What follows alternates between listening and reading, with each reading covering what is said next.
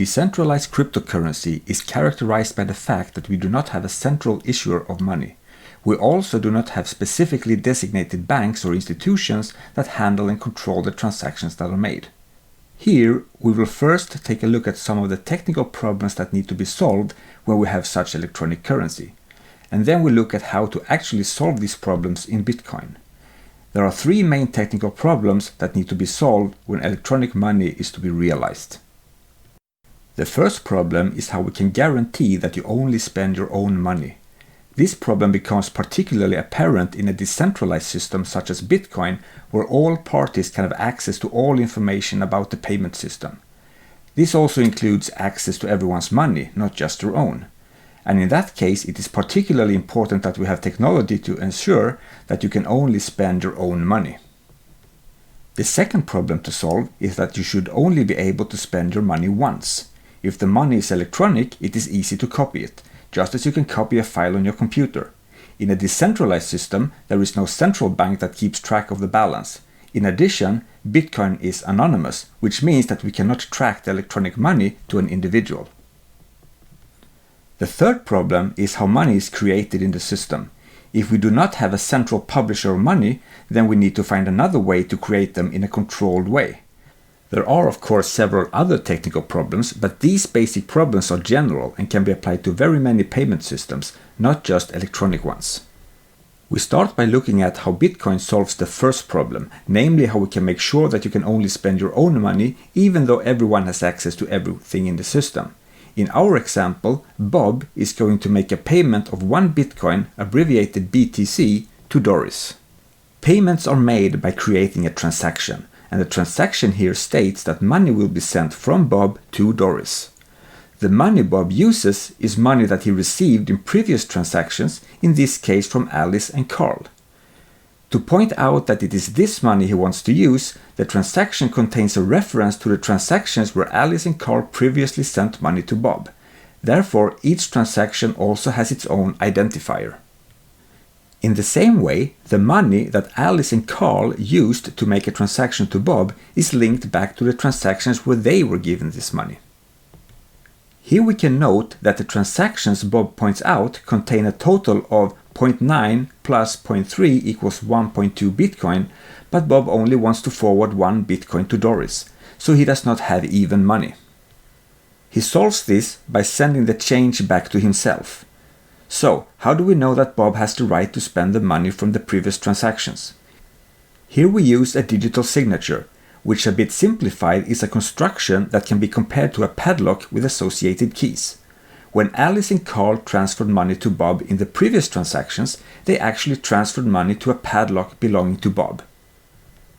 Alice and Carl attached these padlocks to the respective transaction.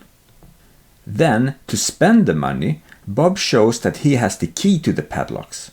In practice, Bob never shows the key to anyone, he only shows that he can open the padlock. Doris does the same and sends her padlock to Bob to be able to receive the transaction, and Bob puts his own padlock on the part where he sends change back to himself. They keep the keys to themselves until it's time to use this money in a new transaction. Once Bob has created the transaction, he sends it out on the Bitcoin network to everyone who participates, so that everyone now can see it. Everyone can now verify that the transaction is correct, that is, that the amount that Bob sends corresponds to the sum of the money he wants to use, and that he really has the keys to the padlocks needed to use the money from Alice and Carl. All participants now jointly works to enter the transaction into Bitcoin's large distributed database, which contains all the transactions ever made. This is a database that all participants, and in fact everyone in the world as well, has access to. The second problem we need to solve is how we can avoid so-called double spending, that is, that a user spends their money twice. We have already seen that other users can check this before the transaction is placed in the database. The problem can still occur if Bob changes a transaction in the database after receiving what he was paid for. He could then change a previous transaction, sending the money to himself, and then use the money in a new transaction. To see how we solve this problem, we take a closer look at the database.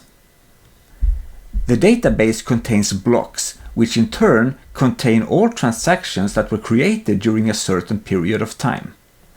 Updating the database then simply means that you collect all newly created transactions in a new block and add this block to the database. These blocks are then linked together through their block number and a summary or fingerprint of the previous block.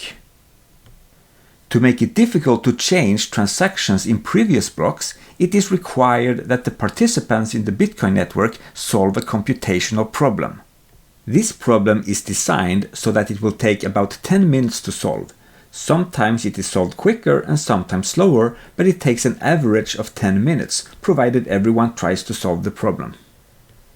To prove that you have solved the problem, you write the solution to the problem in the block and everyone can easily and efficiently verify the solution. We have now received a valid new block.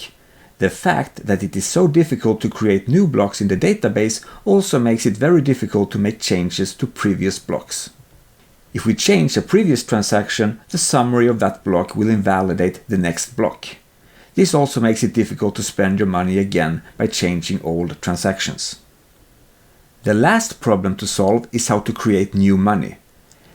Since it takes about 10 minutes to create new blocks, we solve this problem by each time you create a new block, an extra transaction is also included where the creator of the block transfers money from nowhere to himself. So if Alice manages to create a valid block, she can send a predetermined number of bitcoins to herself. This means that the total number of bitcoins at any given time is predictable. This way of creating money also fulfills another important function. It creates incentives for the participants to actually help create new blocks. If you help, you have the chance to be the lucky one who gets to give yourself the money created in that new block.